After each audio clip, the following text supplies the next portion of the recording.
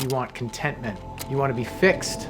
You want peace. Over the last 3 years, I've meditated every single day, but I can tell you it's not the answer. In this video, we're going to explore why. You're probably looking at me and thinking, this is just some fake hippie on the internet. He's just not doing it right. And that might be. I am an idiot with a lot of things, so I very well could have been doing it wrong for years, but this is my experience. And if that's not enough, let me ask you this question. If meditation was the answer, wouldn't we be surrounded by a lot more peaceful people? Between Oprah and Deepak Chopra, everybody, or at least all of the middle-aged women in America should be fully enlightened, including me. For years I tried to get started, but it's only been within the last 3 years where I've decided to make it an everyday practice. And one of the reasons why I did that is I read this story about a monk that was studied, Matthieu Ricard, at the University of Wisconsin-Madison. Wisconsin, Badgers, where I'm from, woo!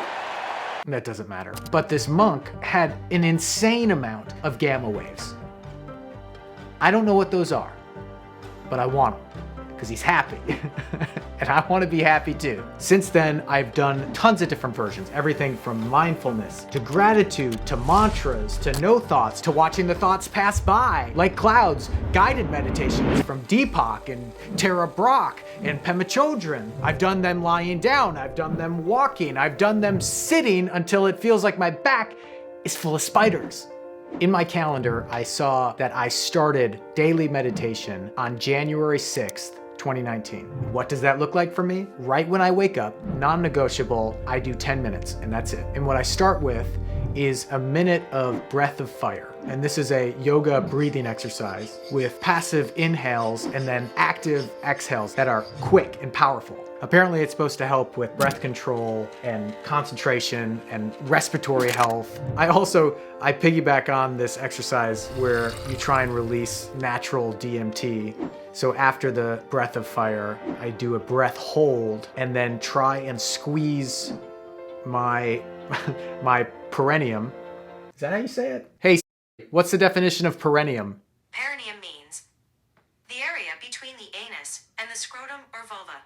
Perineum. Yeah, and it feels like sometimes it works because I get this very bizarre sensation. Now that could just be a placebo. I'm totally open to that, but it's an experience. Then I do 5 things that I'm grateful for. And then for the rest of that time, I just try and come back to letting go. Give yourself a break. You give yourself as a caretaker of your body, of your mind, of your thoughts. You give it a break. So to start my day off with this practice of fire breath, gratitude, and then an exercise of mandated peacefulness, perhaps better than immediately getting on to my phone for emails and boobs on Instagram.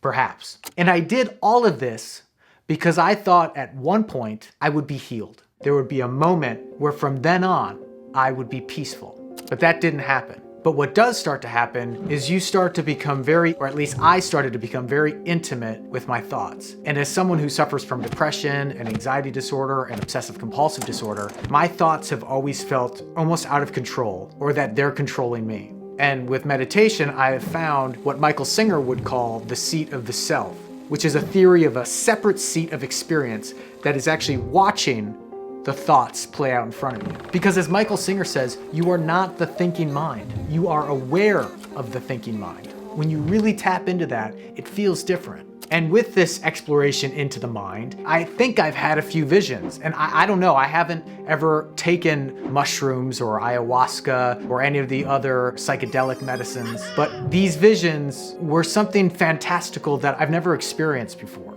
At this point, you're thinking, hey, but look, that's meditation. You did it. That's it. You're healed. But I wasn't. Even after this vision and a few others, my life didn't completely change. Is that too much pressure to put on one exercise, albeit an ancient one? Is it too much pressure to put on ourselves? I found this in my diary. Even with all the meditation and reading and just trying to practice everything that I've learned, I still feel incomplete. But again, that's why it's a practice. It's fine. You're fine. Have fun. And I don't know if I'm doing it right, if there is a right, but for me, I don't feel like I'm gonna be enlightened anytime soon. And look, I don't wanna put a ceiling on you. Maybe you can be. I mean, you could probably just go live off as a monk in a cave somewhere if you want, but I've also heard that that's not the real test. It's almost like anyone could be Buddha in a cave in the middle of nowhere on a beautiful mountain. Perhaps because you would die of exposure.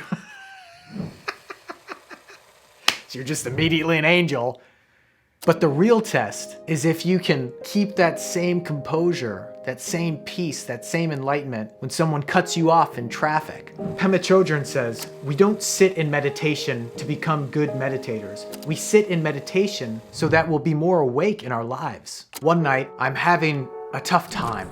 Garbage just going through my head. But then all of a sudden, this person is revealed to me, this massive person, almost like a 100-foot statue, and the skin is like plastic and oil. I can't see the front of it, but I know he's not completely human, and it's terrifying. He's there to hurt me, and I don't want to see him, but as I fight it, I'm pulled closer to him like a magnet, and as I'm pulled closer to him, I start to twist around him up into the air like I'm flying around him, and as I fly to his front and he twists in front of me, I see the truth and everything changes.